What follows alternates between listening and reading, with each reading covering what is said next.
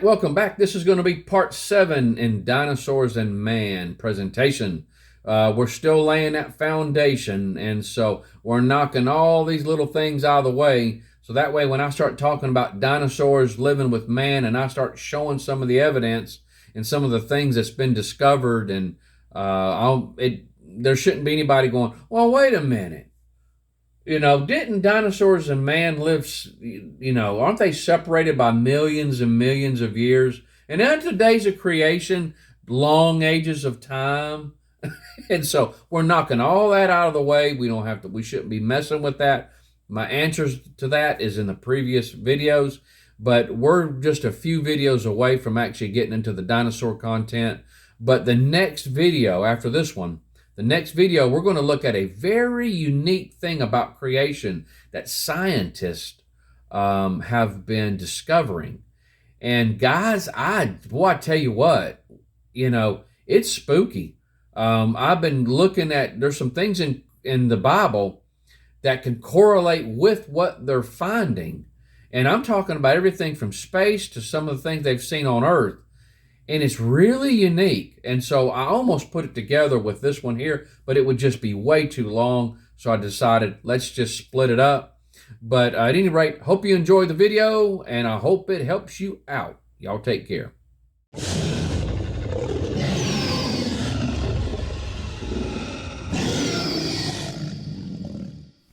Okay, we're going to look at some verses on how powerful is God. Now, we can only, as you've heard me say before, we can only just touch the hem of the garment on this one.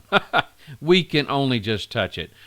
Our finite minds just cannot grasp a hold of the power that God has. And so when we look at each one of these things, I want you to think that God is doing the previous one while He's doing the one that I'm mentioning. And He's doing all of these at the very same time.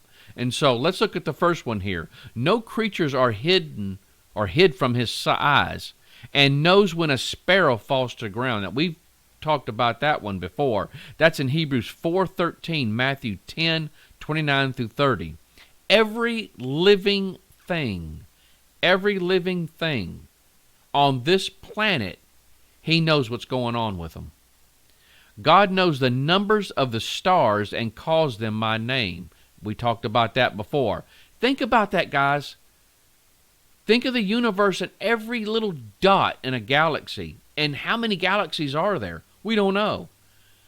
But each one of those stars there, He knows them by name. He calls them by name. He knows the number of the stars. He knows exactly how many there are. And that's Psalm 147:4. The hairs of your head are all numbered. That's Matthew 10:30. Now think about that. He knows every hair that's on your head, knows all the stars and calls them by name and how many they are, and He sees every single creature on the planet at the same time. Okay, the next one. He knows our thoughts before we think them. Think about that. Psalm 139:2. He knows your thoughts before you think them. Before you even think a thought, He knows what you're going to think. Now think about that. God has our very breath in His hands. You can't. People might say they might be able to control their breath to a certain extent, but God can shut the switch off at any time He wants. He's perfect in knowledge. That's Job 36:4, 37:16. Now that God has our very breath in His hand, that's Daniel 5:23. He is infinite in understanding.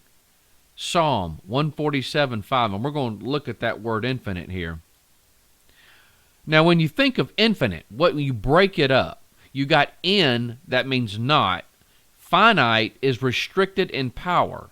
So when you put that together, you got not restricted in power, or He's without limits, y'all. Without limits. Now, we talked about the literal days of creation. God creating everything in a literal 6 days. Guys, He could create it in 1 second if He wanted to. He is without limits. Let's look at some more things about him. Omniscient. What does omniscient means? You got omni, which is all, and shint, which is know. Together, that is to all know, all knowing. Omnipresent is all present, all present.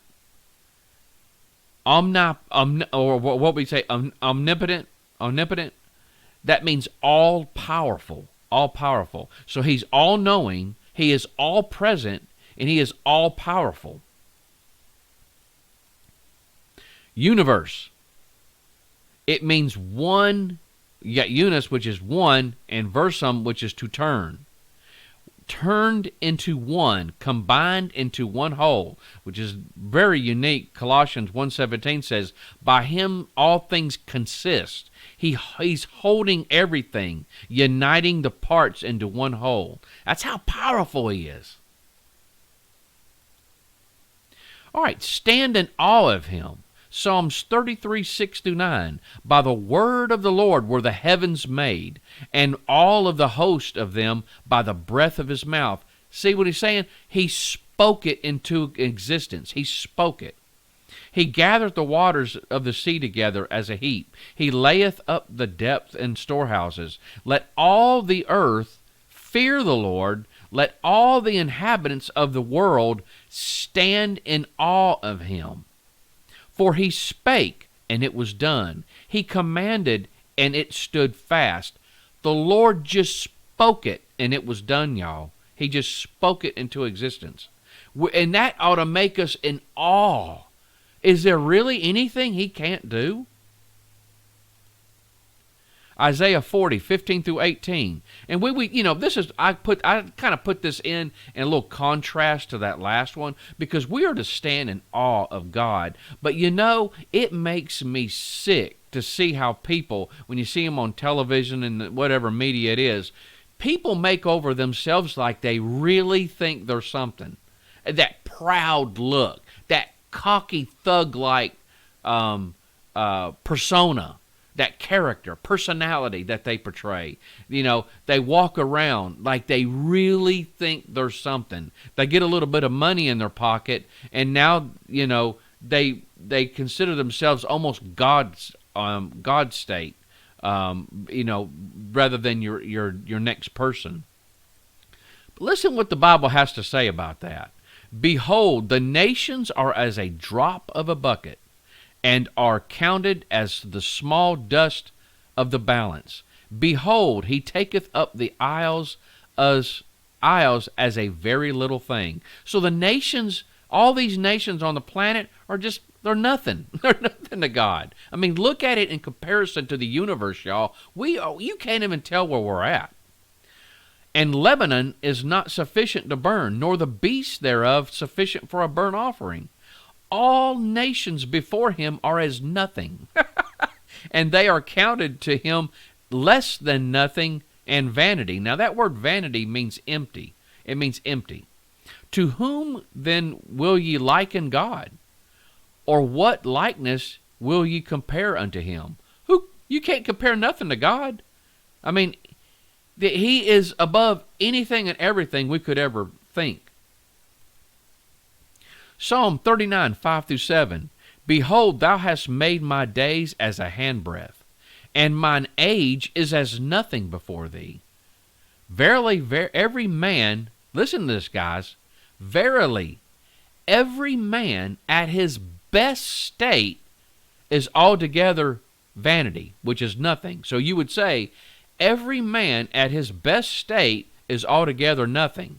So you take somebody, take them at their best physical, mental, you could look at them and say, man, is that individual one fine specimen?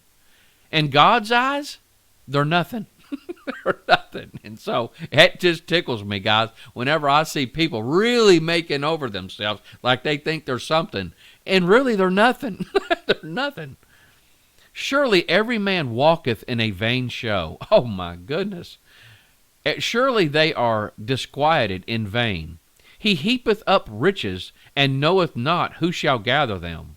And now, Lord, what wait I for? My hope is in thee. That's right. We are absolutely nothing without God. We are nothing. God is the one that gives us the ability to make money. I see people. I remember when I retired, I had people coming up to me, Donnie, how can you do this? Are you sure? I mean, it's like you got to have $1 million in the bank before you can retire. And I just told them, I said, I don't owe nothing. I don't owe anything, and I'm content with what Sandra and I are content with what we have. And I think we're blessed above anything I could ever hope or imagine. But, guys, I mean, it's really amazing when we think of wealth, when you think of other countries and stuff like that, just how blessed this country is. And, we ought to be so thankful. But, I see more and more people complaining about the things that they don't have than being thankful for the things they do have. Job 42:2, I know that thou canst do everything, and that no thought can be withholden from thee. All right, this is when Peter and John, after healing the lame man at the temple, was commanded by the chief priests and the elders not to speak or teach in the name of Jesus. Well, they went back, and they told all the other guys what had happened, and they said there, look at that highlighted area. Lord, thou art God, which hast made the heaven and the earth and the sea, and that all therein, and that in all that in them is. What? How did they start off their prayer? They started off their prayer with acknowledging God and His awesomeness and what He created and His power. They gave God the glory for His creation. Psalms 19:1-3. To the chief musician, a psalm of David. The heavens declare the glory of God, and the firmament showeth His handiwork. Day unto day uttereth speech, and night unto night showeth knowledge. There is no speech nor language where their voice is not heard. Think about that, guys. Think about that.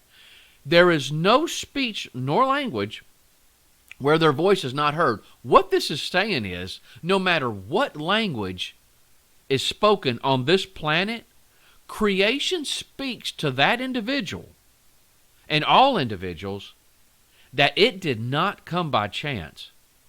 That's what this is saying. You can walk out on this outside and know that there's a God. Somebody created this. That's what it's saying. It's saying that is evidence alone that is witnessing to you that there's a God. He is able to do exceedingly and abundantly above all that we ask or think. So, and that's in Ephesians 3:20. So think of something. Think of something that you would want God to do. Think of something, it could be miraculous. He can do exceedingly and abundantly, even above that. We're going to stop right there. I'm going to keep it kind of short and sweet. The next video, we're going to be looking at some very interesting things about creation that scientists have discovered and that the Scripture can back it up, which is, oh man, it makes the hairs on my neck stand up. I mean, it is absolutely amazing. And it just, guys, there's more to our about creation that we could only even dream about. And I could only imagine what it was like before sin. This must have been one place to look at. And the universe, the planets, and everything right now is just a big heaping junkyard compared to what it used to be. We could only imagine. But there's something to it. And scientists are discovering something about our world and the universe. And we'll talk about that next time. You guys take care.